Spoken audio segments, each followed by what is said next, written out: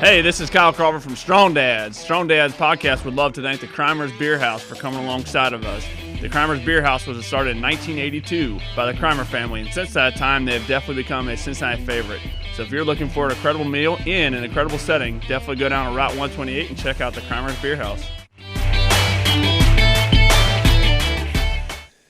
Welcome to Strong Dads. Hey, this is Merle Hutchinson, being joined by the ever fat and tan. Fat? Oh, well, our last show we talked about you. I know. That's why I had to bring that up, man. Right. You're like totally trashed me on the last show. Hey, Kyle, how you doing? I am great. I'm not excited about this current weather we have. Yeah, well, you're all tan. So Kyle just spent a week down in Florida in the sunshine, golfing. Were you able to get in the water? Oh, yeah. In the ocean? Yeah. We were on the Gulf side, so it was a little bit warmer. I mean, it was still cold. Yeah. But, you got Ava yelling, like, come on, Daddy, let's go surfing. Yeah. I'm like, all right, let's do it. What we won't do for our kids. Yeah. Well, we had a heated pool, so that always helped. You came back, hey, kids, like, we could go back to the pool, Yeah. Yep, the pool and the hot tub, yeah. How are you doing now? I'm doing pretty good. Yep, doing pretty well. Just hanging in there. You still haven't got rid of this, I see. No, I mean, I took a lot of heat over Thanksgiving because, just whatever. Yeah. But it's good. That's awesome. Yeah. So, got a question for you. Oh, boy. Ready? All right, I'm ready. Do you remember the day you became a man? Or maybe the day that you will become a man. Oh, that's right. I remember... It was July 26, 1988. I remember being weighed that day, and oh wow! Okay. I remember specifically this random lady looked at my mom and said, "Ma'am, this is a man." Wait, 1988 in July, that had to be your birthday. That was my birthday, right? Yeah. I was born that day. That's the day I became a man. You're a piece of work. So the way that you responded tells me you don't remember the day I you do became not. a man. I don't remember at all. No, that's a tough question because I don't remember like an actual which we'll get into obviously today, but I don't remember like having a sit down rite of passage like you're a man today, right? Today is the day. I think I've always been a man, Merle. I think I was made with better parts. I'm gonna have to cut the show right here, right? Yeah. No, I certainly don't want to hear about your parts either. I do not remember the specific day. Yeah. So I you know what? I bet majority of men out there don't, but maybe, just maybe, Merle, do you remember the day you were a man? You became a man. I'm in the same boat that you are. Like, I don't. We talked one other time on a show about like the day we got our driver's license. Like, that's kind of a bit of a rite of passage in our culture.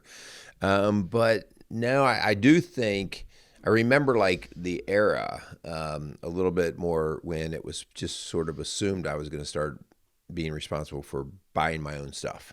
Yeah. You got a job, so buy your own shoes, buy your own clothes, buy, those kind of things. So, but no, I don't remember a day like, man, from this day forward, this is the deal. Yeah. And like, but isn't that kind of like, and obviously we're going to get into that because today we're going to be talking about that. When does a boy actually become a man, or what does that rite of passage look like, or what should it look like? And I think part of it just kind of to what you were saying that for whatever reason in our society here in America, it seems like you get your driver's license, you get your first job, and you get that paycheck, like that freedom or the ability to buy whatever you want and kind of take responsibility for your own finances and obviously managing a car and so on and so forth.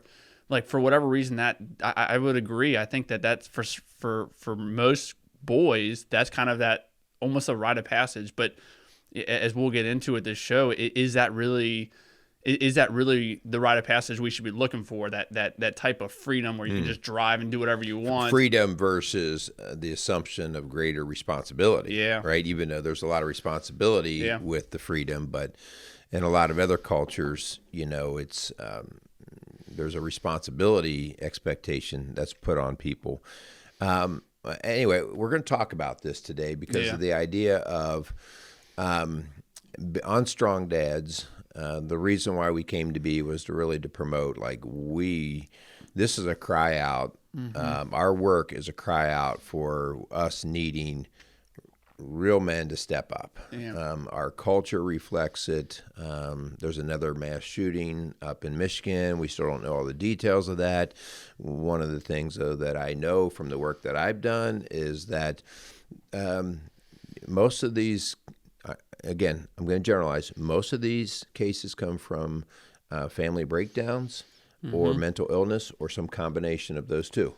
Yeah. And again, not that guns can't be a problem in that issue, but focusing on the gun problem is not, that's not the issue. The issue is what we're doing here with men and boys to men. And so it's a big reason why we were gone after this topic. But I'll say this. We don't have a boy problem so much as we have a father problem. And the reason I say that is because our fathers are now in multiple generations of not knowing how to raise boys into men. And that's because maybe it broke down for them. Like, they're 40 years old and still not quite understanding. They've got the facade, right? They got the body, but they don't understand really what goes into a man. Yeah. And so I think this is going to be a great conversation. And whether you have boys and you're raising them, or in your case, Kyle, you have girls and you're raising them, this is equally important because you don't want your girls to marry a boy someday. Absolutely. Right? That'll be a train wreck for them. Yep. So this is a very important topic, and hopefully we can reach into you dads out there and have some conversation about how you can at least help this process. I like it. Yeah, let's before we get into the show, the kind of the crux and the meat and potatoes of it. So let's thank our sponsors. So Strong Dads, we would love to thank Casey's Outdoor Solutions for coming alongside of us, located in Lawrenceburg, Indiana. Check them out. All your landscaping needs, decoration. I'm sure they got lots of Christmas. Got it going on. Oh yeah, it's after Thanksgiving, so now we can officially start celebrating Christmas. Yeah. So check out Casey's Outdoor Solutions. Let them know we sent you up there. All right. Also, I'd like to thank the Crimer's Beer House. Thanks to Mark Crimer and his crew for sponsoring Strong Dads and the work that they do for just this community in general. We want to thank those guys. So help us out by helping him out. Go down and get a great meal down at the Crimer's Beer House located on 128 outside of Cleves, Ohio. I like it. All right, so Merle, so this idea, and I was going to ask you before we did our sponsors, is this something, this idea of boys becoming a man, just like you were saying that in our current society, we don't have a boy problem, we have a fathering problem. Yeah. And just like you said, that's kind of why we started Strong Dads. In the coaching world that you and Linda find yourself in, do you see this as a revolving door of a constant, a generational issue? That multiple generations are falling into the same, the cycle, the vicious cycle? Or is this something that, obviously the hopes of people approaching you and Linda to hopefully put a stop to that? Is that something you guys are seeing a lot of? So we see it a lot with the cycle, but what's happening, and this is probably part of, this is not going to be an immediate fix. So I think that sometimes it's frustrating. But it's been a growing generational problem. So let's just say that, first off, we're not going to say that dads have always been perfect. No, and either have moms. But the loss of direction in knowing what a man is has been a slow deterioration over the last, probably I could say 3 or so generations. So probably from the 1950s and 60s, you started to see this idea that, let it be. I'm going to do my own thing. Do what you want to do, those kinds of things. And it just slowly has trickled into now many of the men, the strength in the community just really don't know what they're contributing to the next generation. And so part of our thought here, we have trained people up to live in the moment, right? And that's actually that's a different way of thinking. Like, if I live in just the moment, meaning that I'm going to get what I want today. Like, today I have to be happy. That's why when people say, what's your goal in life? And they say, my goal is to be happy. Well, that's a dangerous goal to have because that means you're going to work for the moment. Yeah, there's no vision. Yeah, there's no vision because vision building means, I've built a couple homes. You've been involved in projects. Not every day is happy, right? Like there's days that I came to work on our house where I was like, oh, really? Like this is beating me down.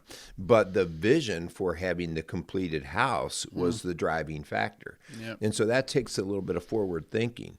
And so living in the immediate time has really kept us into boyhood. And so this whole idea of saying, let's build something for the future. Yeah. Let's see what kind of work we need to do so that our kids or our boys and girls have something better.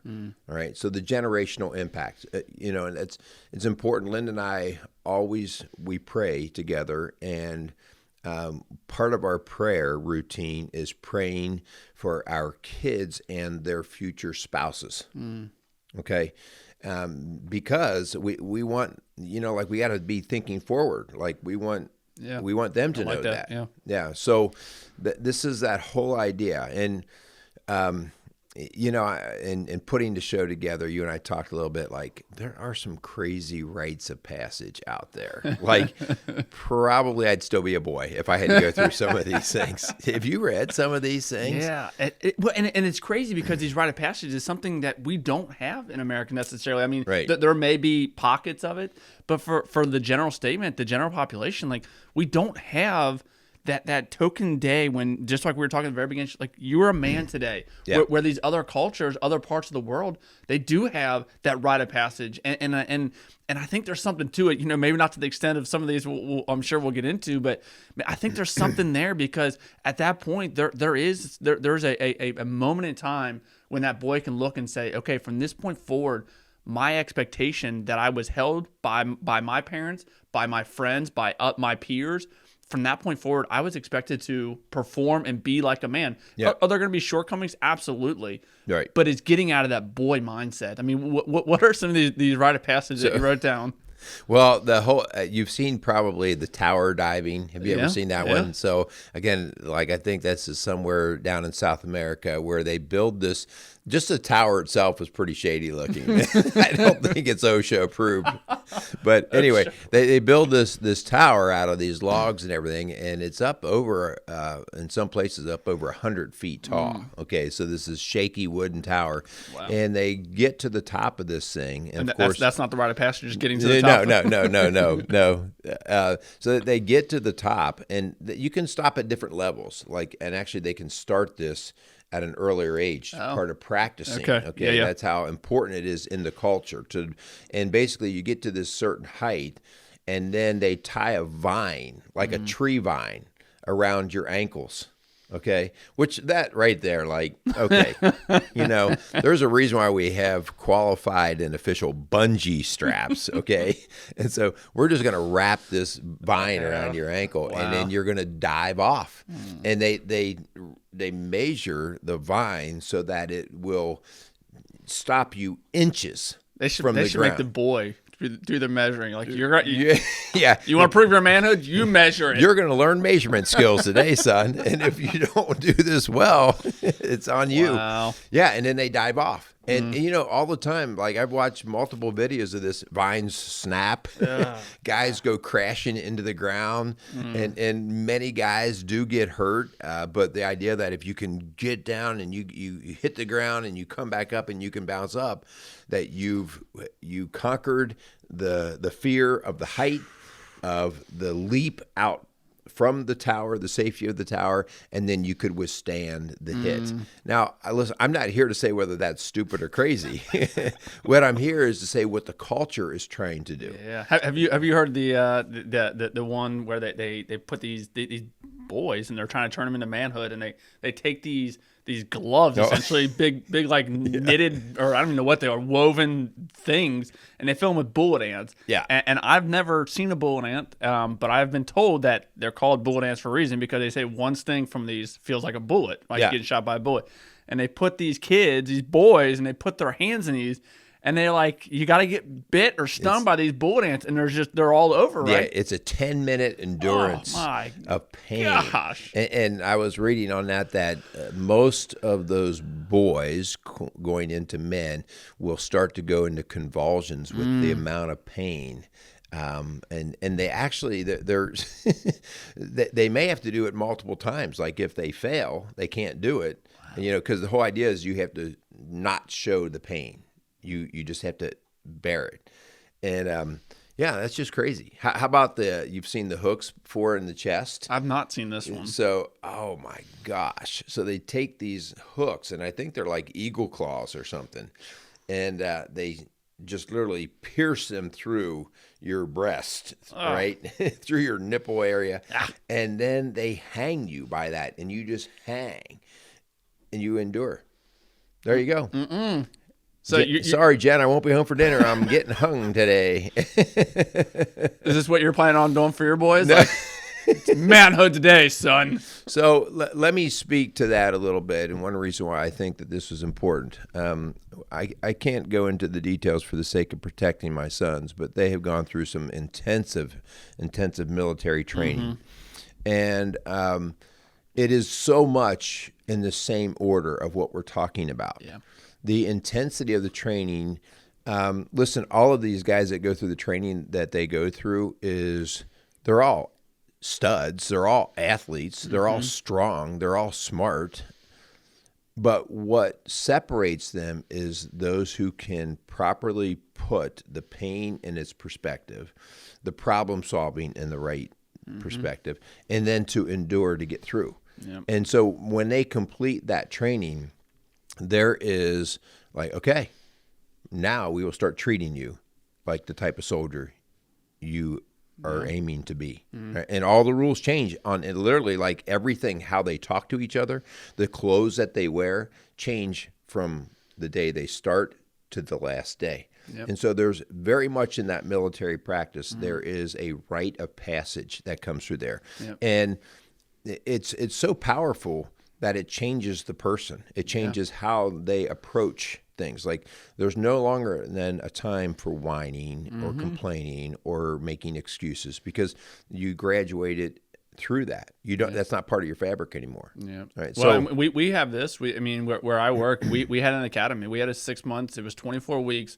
And similar to that, I mean, your very first day, it's the whole, tear you down to build you back up mentality. And again, not saying that when it comes to fatherhood, that should be the way in which we approach our kids. But I think there is something to having a defining moment where from this point forward, because going into the Dayton Fire Academy, I did have previous experience, right? I was a fireman before that. And the first day of the Dayton Fire Academy, they're like, we don't care where you came from. From this point forward, if you want to be a Dayton fireman, these are the next 6 months, we're going to teach you how to be a Dayton fireman. And then you graduate. I remember because the first day of the Dayton Fire Academy, you get an orange helmet shield, and that goes on your helmet shield. And that basically means you're a nobody, right? Right. They use choice language to tell you how much of a nobody you are. And then the day you graduate, you get your official shield that goes on your helmet. And it's a big deal going from an orange shield to the red shield. That's a big deal in where I work. That's a big deal because it signifies it's that rite of passage. From this point forward, we're going to hold you to a Dayton fireman standard, not a probationary employee. And it's just that rite of passage you have to go through, because it sucks. It sucks. 6 months of studying every night, getting your butt kicked in PT, not to the extent of what the military guys go through, but there's definitely that similar mindset that we're gonna tear you down. We're gonna let you know what it takes to be. We're gonna give you the tools. We're not just gonna leave you out on an island, but we're gonna give you the tools. And then when you graduate here, when you get to be a Dayton fireman, that's a big deal. Yeah. And you should carry yourself as such. Yeah. And none of this is new to our culture. Exactly. Okay, like we get certificates, we get licensing, we get diplomas and degrees, and all of those are basically you put the work in and you finally master something, and then on the other side of that, you're looked at a little differently. We somehow have lost sight of the purpose of why we would do that for our boys and even our girls, right? Either way, like we just assume that they'll wander into manhood. Yeah. So let's talk a little bit about, okay, listen, I don't know if you are interested in actually creating a formal rite of passage, which, believe me, I think that there's a very important place for that, and we do some of those kinds of things in our own home. But there are daily practices, and we're going to talk about some of these daily practices, and some of them are almost controversial today, which, like in my mind, I kind of shake my head like, really? Like, that's controversial? But that's why we have boys stuck being boys, right? So a couple of those things, actually, we have 20 different items, and I want to go through those conversation points on each one of these. But one of the very first ones is you got to teach and encourage competitiveness.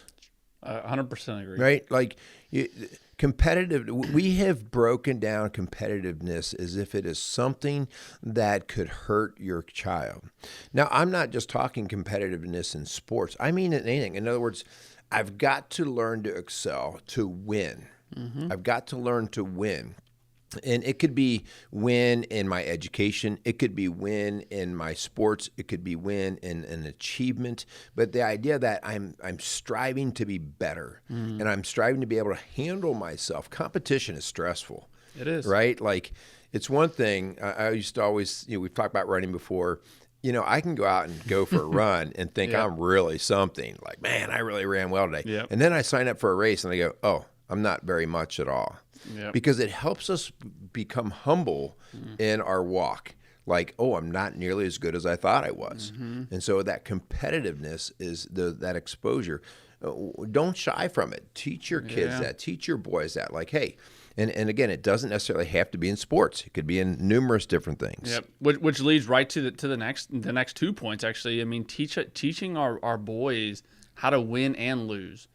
And I think this is so important because I think it goes right along with the first point of teaching them the idea of competition. Because, man, when you lose at something, I don't know about you, Merle, but like that drives me. Like, I hate losing. We did a whole show on the idea of winning, right? I hate losing, and that very competitiveness that my dad instilled in me. Like, that makes me want to be better. Like, right. I want to be the best damn fireman I can be, right? So when I'm on a fire scene and things aren't going well and I essentially lose, at what I'm doing, man, I'm going back to the drawing board. I'm going to a training. I want to get better. I'm going to take it. I got to eat a little piece of humble pie, right? When I do lose, when things aren't going my way, when I do have failures, man, eat that humble pie and realize, all right, let's take a step back. Making that same mistake again, that is truly the failure there. Right. And it's the idea that I am so competitive because that was instilled in me that is important to be competitive. So when you do lose, I'm going to get better. Yeah. Right. And then on top of that, when you do win, when you do have those successes, again, still taking a piece of that humble pie and realizing, hey, who else was with me? Who else helped me win? Yeah, right? I think that part's huge right there. One way that we know, we've talked about this in other shows, one way that we know we're dealing with a boy is when they cross into the end zone and they're all about them. Right? They're celebrating the win for them. That's a boy. Yeah. Right? And that could be a massive boy, a big boy, but that's still a boy. Did you ever see Kevin Durant? He won the MVP in the NBA. He won the most valuable player, and he got up there, and he went through everybody in the locker room that helped him get there. He talked about his mom. He said his mom is the real MVP. He talked about the people the equipment managers, the people who take care of, who wash his uniforms, and like he can't dress for success if those guys didn't do their job. He goes to the people who sweep the basketball court for practice. I mean, he goes to everybody, and it's just that mindset that he gets the credit for the wins, but there's so many people that have been behind him that help him got to where he is. That's a cultural thing, right? Like when you start to do that, you start to see the importance of taking care of the culture that you are part of. And I think teaching, that's the win part that we don't teach our boys. We teach them that it's almost cool. So what kind of dance are you going to do in the end zone when you finally score your touchdown? Yeah. You're sticking them into boyhood, right? It doesn't mean they can't celebrate. They need to know how to celebrate, all right? How about this? Oh, okay, moms, close your ears on this one. You got to teach your boys how to deal with pain. You got to teach them how to deal with pain. All right. This is a tough one for me, Merle.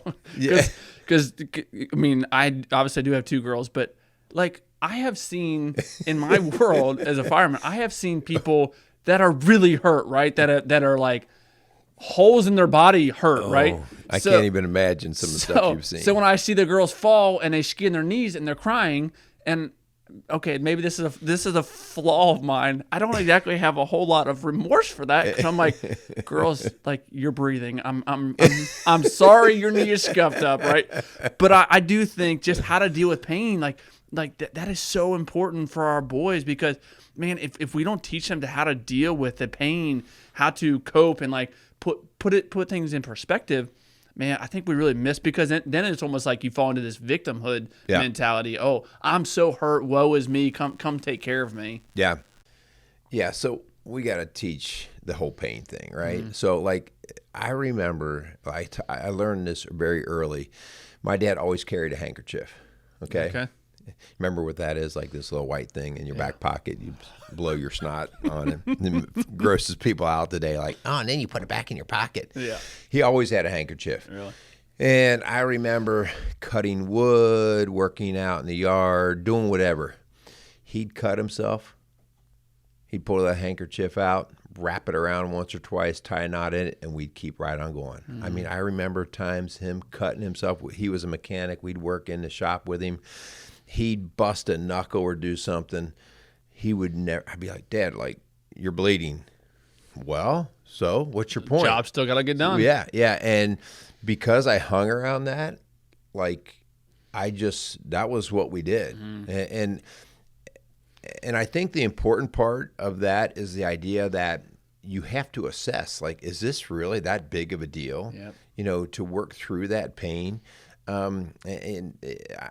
Teaching our kids how to endure pain and put it in its proper place. It doesn't mean we plow through everything, right? But learning how, okay, is this a kind of pain that I really need to deal with, or is this a superficial kind of pain that, this too shall pass, right? Yeah.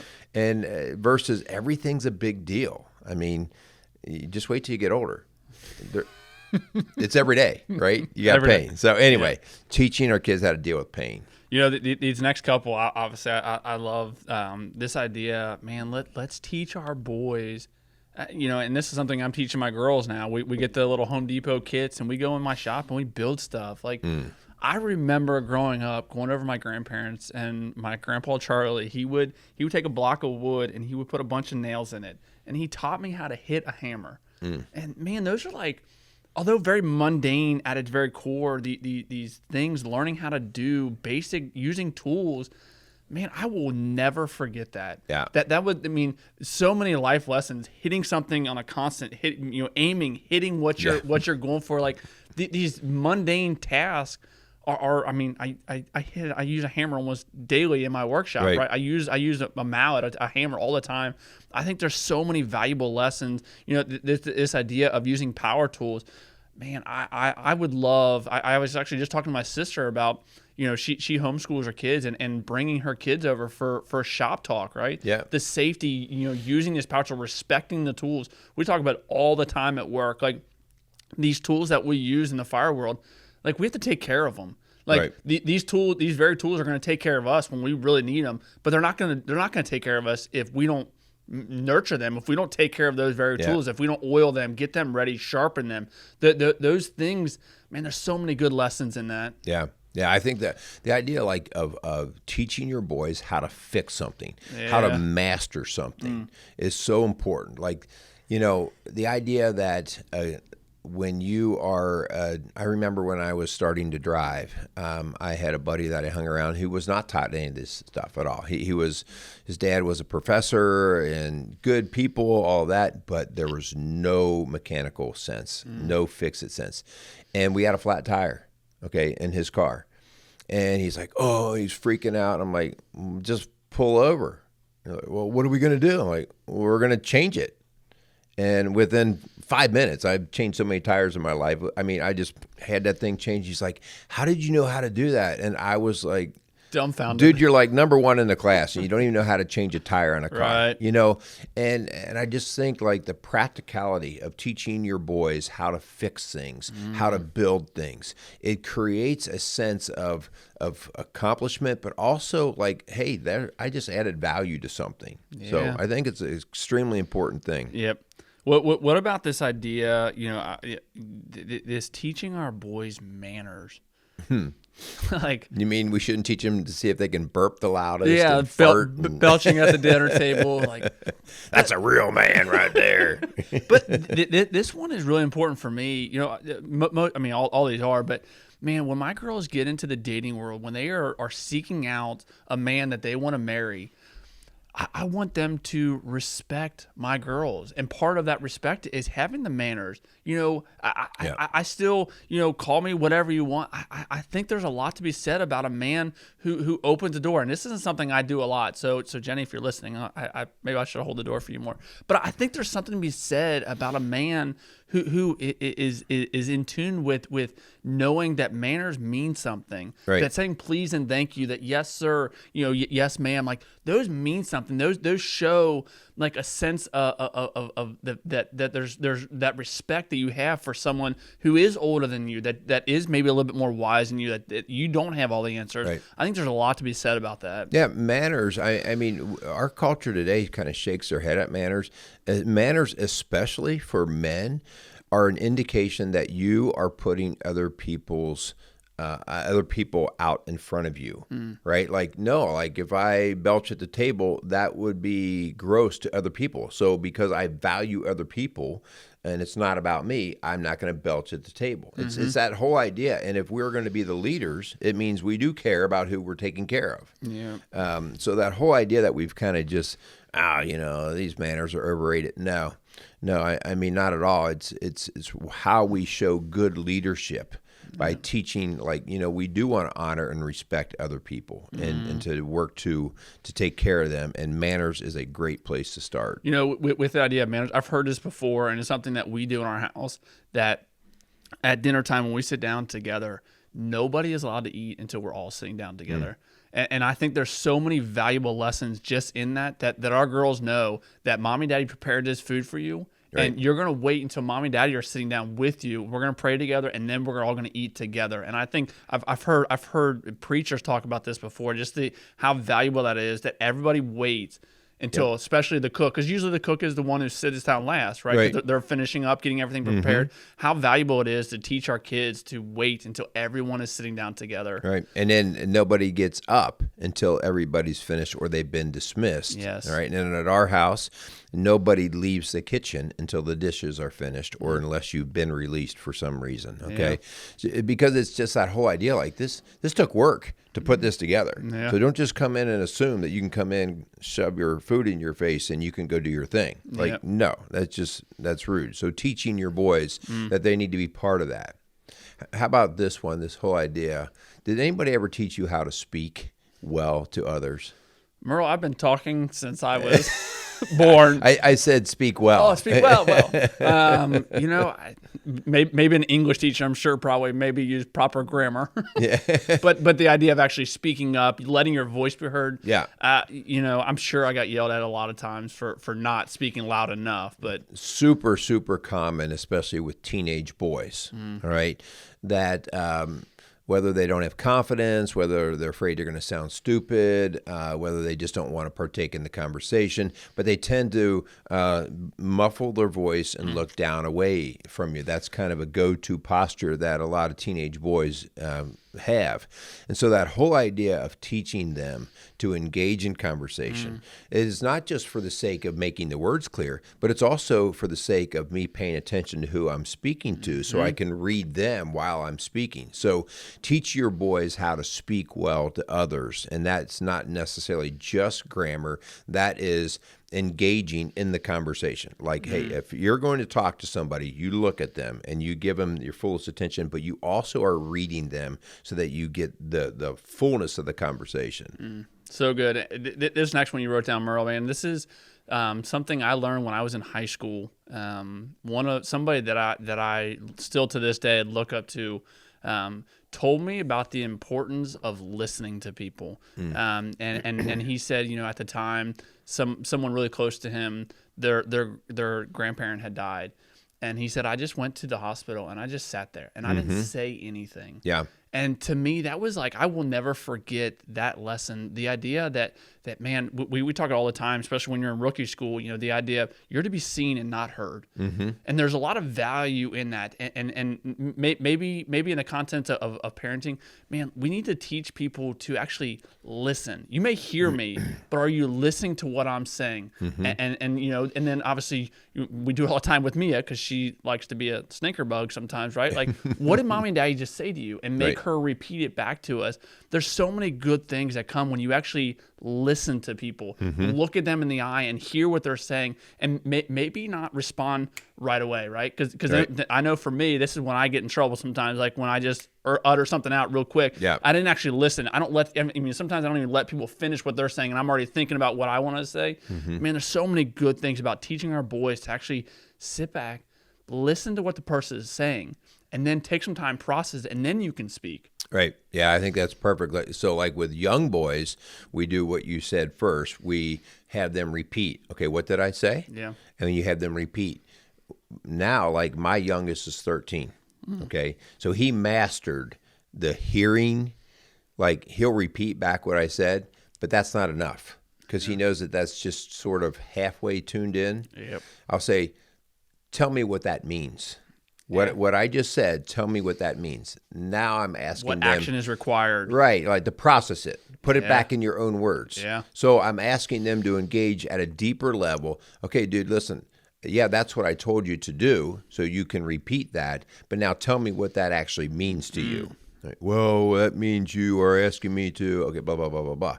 So the idea that they learn to process it, teach your kids that. All right, they will be so much better off at the people that they're serving later when they can actually think through another person's eyes. All right, so this is kind of the start of how we teach empathy, that they can see how somebody else is thinking and feeling, and they can actually take the time to process that. Yep. Now, I've heard you talk about this one a lot more. So talk about the idea of teaching our kids to read people. Like actually, oh man, because you talked about the idea when you walk in, sometimes you're reading what Linda, kind of what mood she's in, and then that kind of dictates how in which you're gonna approach her. Yeah. So you want to teach your boys how to read an environment. Like, no, you're a fireman.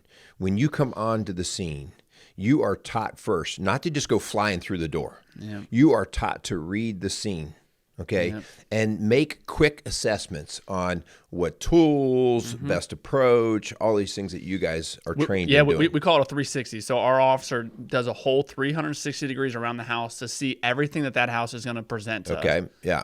Yeah, so I need to teach my boys to do that. And so we start at the school level, okay? So part of what I have our kids do, listen, you go into school.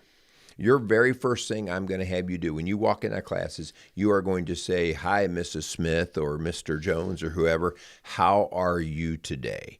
And then we teach our kids to start observing the body language, the facial expressions, the voice tone, because I need them to read the temperature in the room. I need them to understand what's going on.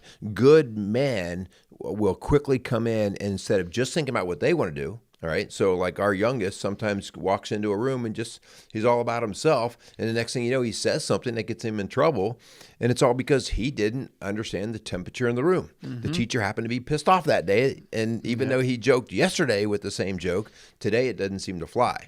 So teaching your boys how to read the environment, read people. It is so valuable. I use it every day, right, in my work, but you do too. All of us do. We learn to read our environment if we're going to be successful. That's the made me think. So a while ago, I was serving. I used to work at Skyline. I was serving down there, and I walked up to a table, and hey, how you guys doing today? Whatever. And the little girl was crying. I said, "Oh, there's no crying in Skyline, right? We're here to have a good meal." And the mom and dad looked at me and said, "Well, we just came from Grandma's funeral." I'm like, didn't read that one right. I'll be back. We're going to start this one over again, right? And you're a work in progress. I'm always. That's bad. Yeah. That's really bad. Okay. Let's move on to this next one. This is going to be another controversial area. Were you ever taught to fight by your dad? not the actual action of fighting, but to stick up for myself. Absolutely. My dad, I was bullied. I came into a new school in my 5th grade, and I was bullied a little bit. And my dad, he told me, like, if you get in a fight because someone's bullying you, like, I'll back you up, right? I'm not encouraging you to go get in a fist fight with somebody. But yeah, if someone is pushing you, and there's nothing wrong with standing up for yourself, standing up for other people. If other people are being bullied, absolutely step in. Absolutely step in. I remember getting my butt kicked one time. My brother came up with this guy who was beating. He was just wailing on me. My brother came up and whacked him with a bat. Yeah, my brother's got my back. We were just talking about that over Thanksgiving. Yeah. So, let's not shy away from this. First, I want to teach my kids, and this is an ongoing process here. I want to teach my boys what to defend, okay? Yeah. So you defend yourself. You defend your family members. You defend your faith. You defend things that are of value to you, okay? So that's why we have to teach, like, what we're going to defend. But next phase of that, I want my boys to know how to defend themselves in their words, okay, their actions. Sometimes the best defense is just not engaging with certain people. Sure. Right? Like, no, like, yeah, I'm not going to waste my time on you, okay? Yeah. But ultimately, if it means so, I want to teach them how to defend themselves if it were to be in a physical altercation, okay? Yeah. And I say that, as you said that before, this is not you, son. You do not go out and start fights. Yep. No. But if somebody gets to that point, I got your back in terms of I will defend you. Yeah, there may be consequences, but you'll know that you're supported here at home. Absolutely. Okay, but you defend yourself. These next two, I'm going to kind of lump together. Man, I think there's so much good about teaching our kids, our boys, how great God is. And then on top of that, the idea that we should be serving others because of that greatness. Like, I think there's so much good because, especially as a boy, there's so much pride and ego that comes in with turning into a man. Like, oh, I'm a man now, right? I got muscles and so on. But it's the idea that there's something so much bigger than me, right? And you start to that pecking order, right? That God is in control of your life. You, although God gave you the ability to lead others, man, he's still in charge of you. And I think there's so much good that comes from putting things in perspective, putting a boy, letting him know that he is not in charge of his own life, that someone else is in charge of that. God is in control of your life. And then on top of that, because of who God is and his greatness, we need to go out and serve other people. And what that looks like to have a man serving other people, because boys don't serve other people. No, that's right. That's right. They don't. By their nature. They want what's best for me. So if we can instill that idea of how great God is, I think that trickles into a boy becoming a man and learning that serving other people's benefits God. Yeah. It benefits us as man. Yeah, I love that whole idea. This is that whole idea that you first start to teach that you're there for something greater than you. Like, you're as a teammate, you're there for the team, okay? You're, as a member of the community, you're there for the community. You're there for your family, something bigger than you. But ultimately, you're there for the greatest creator of all, right? Yep. You're there for the sake of God. And when your kids are wondering, your boys are wondering, like, what they're supposed to be doing in their life, especially we see this with teenagers who are coming through high school and they're like, I don't know what I want to do for a living. Just start with the idea of, well, how are you going to serve God, right? Serving God, like something greater than you, rather than how can I make the most money, right? How can I be happy? Well, first off, what talents and skills have you been given by God, and then using those to serve others? And so that whole idea of putting it in perspective is how we can help our boys turn into men. Yep. I love these next two. The idea of teaching our boys to explore, try new things, take risks. We did a whole show on the idea of risk, right? Man, there's so much good about getting outside of your own comfort zone, getting outside of yourself, and try something new. There's always risk reward, right? That's a natural thing that happens in life, and a lot of the things that we do, these new things we're trying to explore and try and get into, there's going to be risk involved. There's going to be failures that we're going to fall into, which goes back to our first 3 points idea of wins and losses, right? Teaching our boys how to win and lose. Man, when you take risks, you're going to fail. There's going to be fails that happen in your life when it comes to taking risks. But what is the return? Is the risk benefit? is there benefit in taking that risk? I mean, could the result be really good? And I think those are really important things to teach our boys to explore. Get out there, get dirty, man. I'm a big believer that we have too many boys that are in men's body that don't want to get dirty. And I'm not talking about actually the physical dirty, but like get in the mess with your kids, man. Whatever they're going through, go through it with them. Get in that mess. I think there's so much good that comes with taking this risk because it puts you in an uncomfortable position. But God never promised. He never ever once tells us you're going to be comfortable through life. Never once. No, man, I just think this is huge. We have become so bubble wrapped in our culture that we are afraid to cause any problem or disturbance in terms of risk and failure. Because if you fail, somebody thinks you're going to fail for life. I remember we had a conversation with some friends about buying our first trampoline for our older boys, and I mean they were like, "Oh my gosh, no! Do you know the risk of people getting injured and all that?" I'm like, "Okay, that's why." All the more reason I'm going to get 3 of them. Okay. Like, again, we're not being stupid. Okay. But that idea that I want my kids to go out and get on that trampoline. I have one kid who can do double flips all day long. Wow. And I have another one who has a hard time doing a rolling somersault on it. That's okay. Like that is absolutely okay. The idea that they start to test themselves and sometimes they land wrong. And again, we're not being silly and stupid here. This is not tower diving, right? Right. But that whole idea of like, no, I mean, my son came in the other day, he was riding his bike, and he came in and his shin was all bloody. He's like, Dad, I think I got a problem. And I'm like, I go to look at it, and I was getting ready to do, put some mud on it, you'll be fine. And I looked at it, and there was his bone. Wow. I was like, oh yeah, I think we're a little deep there. And he just ripped a nice triangle of flesh right off here. He slipped on his pedal, and it just ripped that flesh right up. And I'm like, okay, have a seat. Let me clean this puppy up a little bit. Let's get down. We'll get a few stitches in. We'll be fine. He was a trooper the whole time. Like, he was just like, because he was doing stupid stuff on his bike.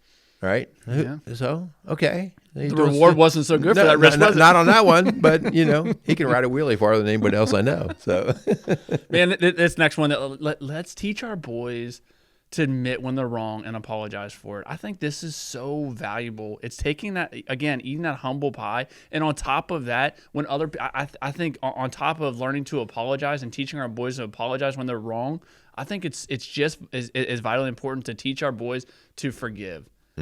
I think that is so important. Man, there's things that I do that how can I say that what you're doing and what you did to me is so much worse than what I've said to you or what I've done to you? Man, I think there's so much value in teaching our boys to apologize. And then when someone apologizes to you, to forgive them, because you would want someone to reciprocate that to you. That is something that I'll give her props. Jenny is hands down the most forgiving person I've ever met in my life, ever. The girl, she forgives me daily for all my mess ups, right? That's a different show. I don't want to go down that road, but yeah, she's in good practice. She is. She was. Maybe that's why she's so good at it, because she gets to practice it. But I think apologizing and forgiving are two huge things that are missing in the physical men in this world, but they're actually just boys when they don't understand. No, and they want to hold on to it, and so I think that's a great point. That whole idea, they hold that grudge. And that whole idea of, you not knowing how or not willing to forgive just adds your poison to yourself and how you're going to operate and your own, turmoil inside of you. It's like, no, let's move past it. Let's forgive and let's look for something better. So I think that's a huge point. Yep. What about these last couple ones? So these last couple, guys, and this is this part where, before we're talking about taking risk and getting hurt and all that, but that's only part of teaching our boys to be men. One part that is huge here, and these last two things, is teaching them what it means to care for something or somebody, to actually care. Because this is a real typical phrase that we hear out of men. I don't care. I'm not going to. And so and I say that all the time, right? Like if I don't want to invest in something, I'll say, you can do whatever you want. I don't care. Right. And there's a place for that. But when we just start to generalize, I don't care, it means that I just really am isolating myself, that I'm only going to care about me. And there's certain things I need to speak the value in. Listen, your family is a value. so you care for that. And here's what that looks like. I think it is so cool. I've mentioned before, my dad is in his late years in life, and he's pretty much, he doesn't walk anymore, and he needs constant, somebody around there. I have 5 siblings, or 4 siblings, 5 total.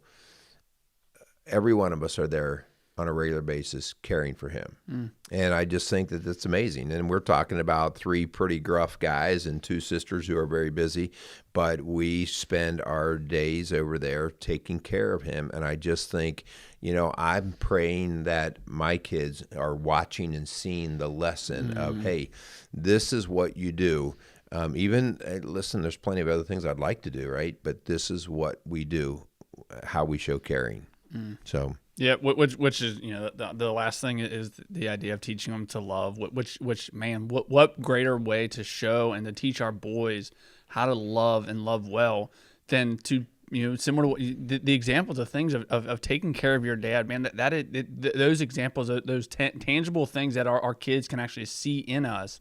The idea of loving well, I think is so important, and then it goes back to the idea of serving people. Like what a great way to love people by serving them. Yeah. That's so good. You teach your boys this phrase or this word, agape love. Our culture does not really understand what love is. We love pizza. We love baseball. We love our wife. We love all these things, and the word gets really messy. Agape love is not emotional love. Agape love is sacrificial love, and especially as a man, like Christ sacrificed. It was the greatest love of all, right? And men, more so than women, are called to die for things. They die for their countries. They die in battle, okay? They surrender themselves to a greater cause. And so that's the type of love we're talking about, sacrificial love. Teach your boys that you'd be willing to die for something.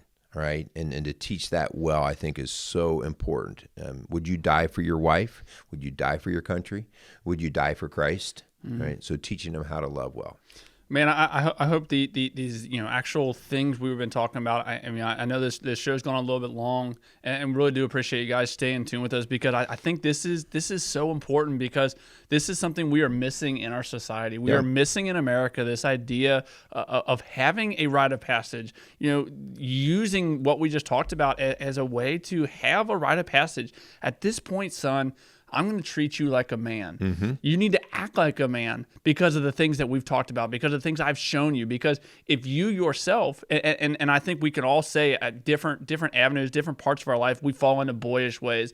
I'm not always the first one to apologize for my mistake. I fall into boyish ways, right? But my hope is that enough of the man qualities that I hope I possess and I hope I present to my girls, that those are the qualities that they're going to look when they want to go find a husband. I hope that those are, and just like we were talking about at the very beginning of the show, like this is so important if you are raising just girls like I am, or if you do have boys, so vitally important, something that's so incredibly missing in our society that we're just leaving up for chance that these boys are going to turn into men, right. and it just doesn't happen. It's very evident. That's part of the reason why we started this whole podcast. That's right. Yeah. So part of our challenge here would be to take these things and start to implement them, to start to set the bar higher, so that your boys have something that they're now being held to, that is being expected, and you're going to be surprised. They are going to reach that bar. They will. Yeah. Because now that's clear. But you, as a father, you have to be clear in your expectation of it. Give them accountability. Yeah. All right. So we want to wrap things up. We thank you guys for listening. We want to thank our sponsors, for Casey Outdoor Solutions and for the Crimer House, for supporting the work that we do here at Strong Dads. We also want to thank all you listeners out there. Please do us a favor. We need you. Our show continues to grow, but we want it to grow more. We want these messages, whether Rock Solid Families, whether Strong Dads, or any other podcast putting out these kind of shows about pressing dads and making families better. We want them to win, and so we need your help. Give us 5-star ratings, subscribe to our channels, pass these on, share them with friends. We need your help to do this, so help us out. Awesome. Yeah. Check out Merle and Linda at Rock Style Families. Let them know if you guys need help. I know you guys are doing an end of the year. I'll give you a shout out there. Rock Style Families. If you want to come alongside and support the mission that Merle and Linda are doing here, money well spent. Money well spent. Greatly appreciate it. We have seen we had over 1,000 coaching sessions for marriages this year, and over 250 brand new clients walked in our door. That's just for marriage and parenting stuff right there. That's not all the other stuff. So, we want to just keep driving that. Yep. So awesome. Really appreciate you guys. Go out there and make some strong dads. I got an idea. What? Let's go out back in the big tall tree. Let's climb up there and you jump first. I'll jump first? Yeah, I want to just see what kind of man you are. Can I measure? I don't trust your measuring skills. No, I got you covered. Okay. I got some baling twine. We'll just wrap it around your head, maybe around your neck. You can do this. Come on. You got this. Baling twine. You got this. See ya. Casey's is a premier garden center and gift shop located in Lawrenceburg, Indiana. Casey's offers a wide selection of plants, landscaping materials, home and garden decor, and gifts for every occasion. Casey's is committed to providing exceptional service, a unique shopping experience, and value to every customer. Stop in and see what makes Casey's so unique. Located at 21481 State Line Road, Lawrenceburg, Indiana, or call 812-537-3800. Let Casey's help you add beauty to your home.